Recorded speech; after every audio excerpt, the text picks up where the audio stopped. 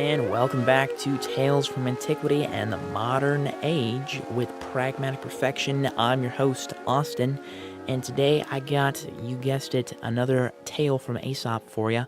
This one involves some Canis lupus familiaris, some protein amino acids, and H2O. So without further ado, let's get right into it. The Dog in the Shadow.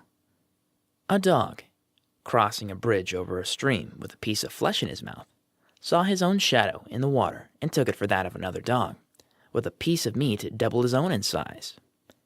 He immediately let go of his own and fiercely attacked the other dog to get his larger piece from him. He thus lost both, that which he grasped at in the water because it was a shadow, and his own because the stream swept it away. The end. Okay, there's definitely something to be unpacked here. There's some themes of greed going on.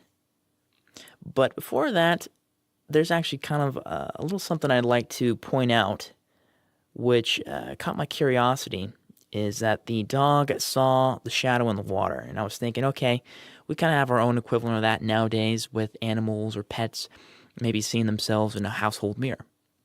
So I did a little research. And I got this article here online from vetstreet.com by a particular Dr. Marty Becker. And it's basically asking the question, do pets recognize themselves in the mirror?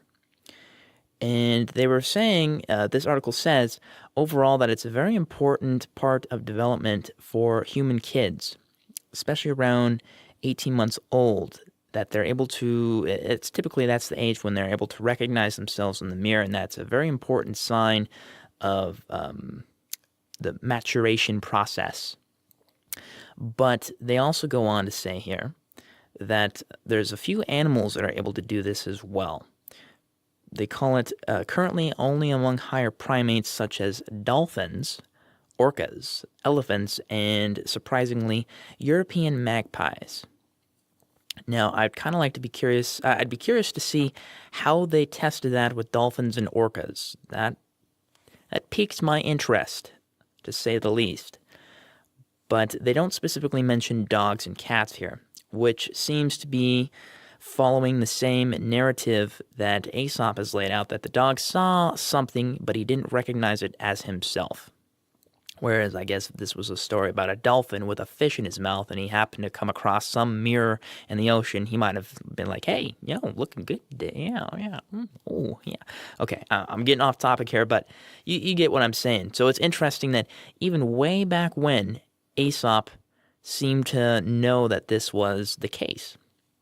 So ancient wisdom, there you go. But enough of the scientific part of it. Let's get into the analysis back in the story.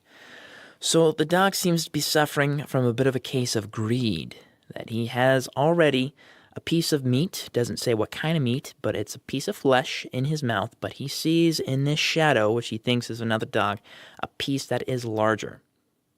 Quick side note, I also looked into shadow ratios to see, could I figure out how tall the bridge was or what time of year it was. Interesting science, but that is a really deep wormhole or rabbit hole. That's the correct term. We're not going to go into that too deeply, but if you find that interesting, I would recommend you look it up. It's some intriguing science behind it, certainly. But we're still talking about greed here. So he decides, you know what? Nah, I'm not satisfied with the meat I've got right here, right now. I'm going after this, what appears to be twice in size meat. Hey, look, I addressed this a few days ago in another podcast. I'll say it again here. Bird in the hand, two in the bush. Bird in the hand, two in the bush. It's literally a 1-to-2 ratio in this story as well. It's double his size, so there's the two in the bush for you. But, of course, as he finds out, it was all an illusion, and he lost everything because the illusion, obviously, there's nothing there.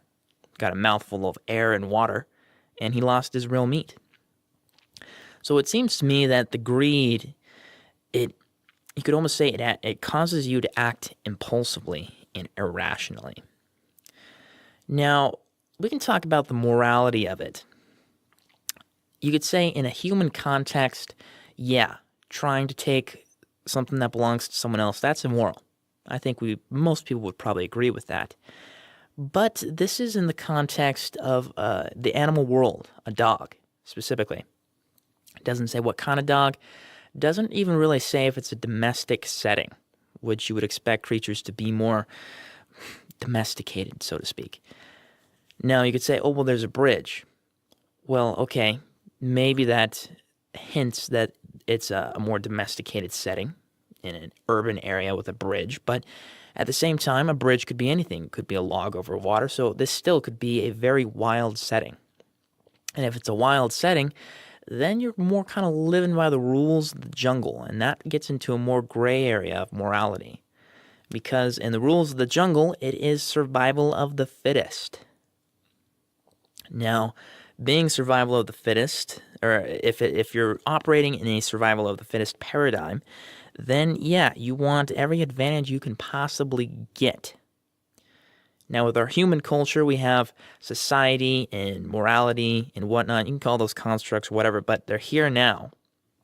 And they kind of prevent us from acting in this savage way because we have these structures to keep us in line, so to speak, and from doing all this survival of the fittest mentality.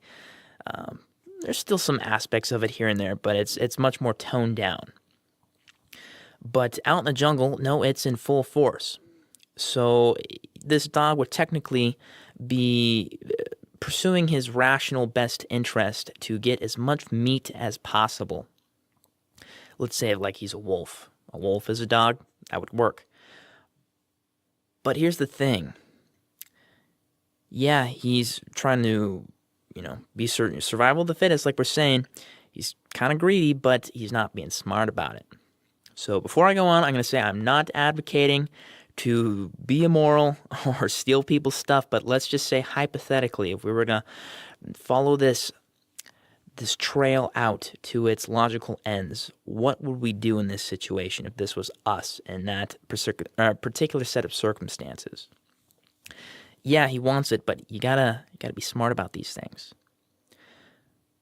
So this dog doesn't secure what he already has in hand. What I'm saying is if he did want that extra meat, what he should have been doing is saying, okay, you know what? That looks good, but I need to take care of what I've got on my plate right now. I don't know why he's carrying this meat around and not eating it immediately. That's a question I had in my mind. Because, what's the point? Maybe he wanted to get it to a safer spot, but sometimes you got to secure what you got before you hop onto something better. Especially when it's a matter of survival, you need to lock down what you have in hand before you try to go after better prospects.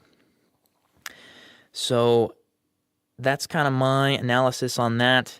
Again, like I was saying, it's all hypothetical, not advocating to be this mean-o person who just wants to take everything.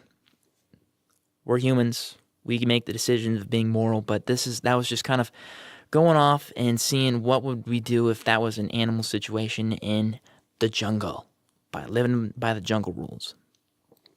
So don't be too greedy, but if you are, be smart about it. I like to think of it like this, using a fighting anecdote. Don't pick fights, but if you do, or you get caught into one, be sure you win. Be absolutely sure you win. So that wraps this part up on the show. Technical aspects, I'm pre-recording this episode one day early. I didn't mention it on the previous episode, which I'm recording also on this day. I'm doing two for one, double special, even though these will be delayed by one day each. I readjusted my mic placement a little bit, and I think it sounds a little bit better. So, got to experiment with these things, see what works best. Trial and error, people. Trial and error. So with that, brings me to the outro. I want to thank you all for listening. I appreciate you taking your time with me here today. I also appreciate you sharing it with other folks and leaving your comments, your ratings, your likes, your subscribes. And it's all great. I love it. And thank you very much for that. we'll be back with more stuff here very soon. And you just all have a wonderful day now. And go forth and survive and prosper. And I don't know what I'm doing now, but take care, y'all. Have a good day.